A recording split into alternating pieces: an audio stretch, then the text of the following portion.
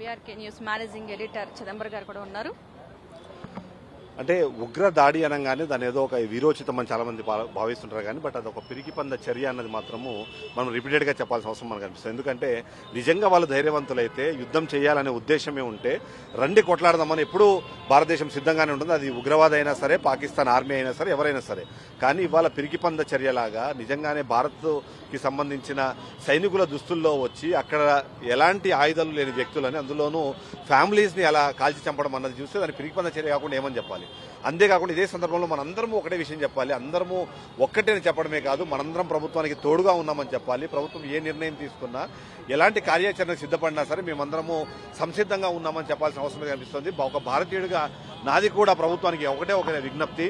యుద్ధం అంటారా, మేము సిద్ధమే.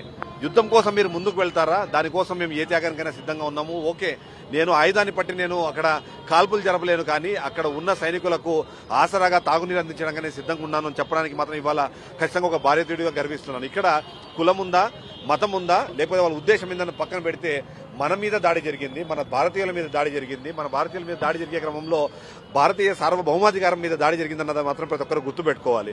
ఇవాళ చాలా మంది సూడోకి సంబంధించిన అంటే దేశభక్తులు కావచ్చు, లేకపోతే కొంతమంది వ్యక్తులు మాట్లాడేదంటే దీనికి మతాన్ని ఆపాదించే ప్రయత్నం చేస్తున్నారు, కులాన్ని ఆపాదించే ప్రయత్నం చేస్తున్నారు. వద్దు, అవన్నీ కాదు. ఎవరైనా సరే, చనిపోయిన వ్యక్తి అయినా సరే ఆయన భారతీయుడు.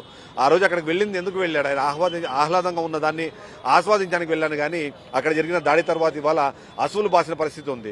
నిజంగానే మనం ఇవాళ మాట్లాడాలంటే అక్కడ చనిపోయిన ప్రతి ఒక్క వ్యక్తి మన కుటుంబ సభ్యుడే, మన భారతీయుడే. ఆయన చనిపోయిన తర్వాత అతను నిజంగానే దానికి మనమందరం రెస్పాండ్ అవ్వాలంటే మాత్రం ఖచ్చితంగా మనందరం ఒక్కటి అని మనం నిందించాల్సిన అవసరం ఉంది. అంతేకాకుండా మా నినాదం కూడా చాలా క్లియర్. ఏంటంటే కపోతాలు కాదు, కాగడాలై జ్వలిద్దాం, అందరినీ దహిద్దాం అన్నదే మా ఉద్దేశం కూడా. అందుకనే ఇవాళ బీఆర్కే న్యూస్ ఇవాళ ఈ నిర్ణయం తీసుకోవడం కానివ్వండి, క్యాండిల్ ర్యాలీ చేసే క్రమంలో కూడా ఇక్కడ మాకున్న ఒకటే ఉద్దేశం ఏంటంటే మేము సంఘీభావం తెలుపుతోంది ప్రభుత్వానికి, మేము నివాళులు అర్పిస్తోంది అక్కడ అశుభాసిన భారతీయులకి.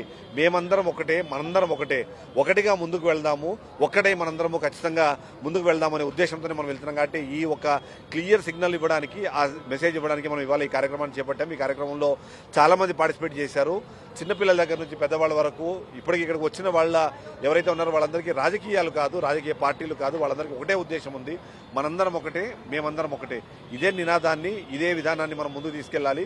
ఖచ్చితంగా బీఆర్కే న్యూస్ మరొకసారి ఒక కొత్త వినూత్నమైన ప్రోగ్రామ్ ని తీసుకోవడం కానివ్వండి, ఇలాంటి పరిస్థితుల్లో మాట్లాడితే ఎవరెలా రెస్పాండ్ అవుతారో అన్నది తెలియని పరిస్థితుల్లో కూడా అందరికన్నా ముందుగా అన్ని న్యూస్ ఛానల్స్ కేవలం వార్తలను ప్రసారం చేసి వాళ్ళ బాధ్యత తీరిపోయింది అనుకున్నారు. కానీ ఆ బాధ్యతతో పాటు మరొక కీలకమైన బాధ్యత ఉంది. అది భారత ప్రభుత్వానికి కానివ్వండి, ఇప్పుడున్న సంఘంలో కానివ్వండి, వ్యవస్థలో కానివ్వండి, మేము కూడా భాగస్వామ్యం చెప్పడానికి కోసం మాత్రమే ఈ కార్యక్రమాన్ని నిర్వహించి వాళ్ళు ఇంత బ్రహ్మాండంగా దీన్ని సక్సెస్ చేయడానికి కూడా కారణం ఏంటంటే ప్రతి ఒక్కరిలోనూ ఇదే భావన ఉంది, ప్రతి ఒక్కరు ఇదే బాధ్యతతో ఉన్నారు. కాబట్టి వాళ్ళు ఇంత సక్సెస్ అయింది. కాబట్టి ఖచ్చితంగా ఇక్కడ వచ్చిన ప్రతి ఒక్కరిని పేరున మేము కృతజ్ఞతలు తెలుపుతూ మరొకసారి చెప్తున్నాము, అందరూ మేము ఒక్కటే, మనందరం ఒక్కటే, మనం భారతీయులము.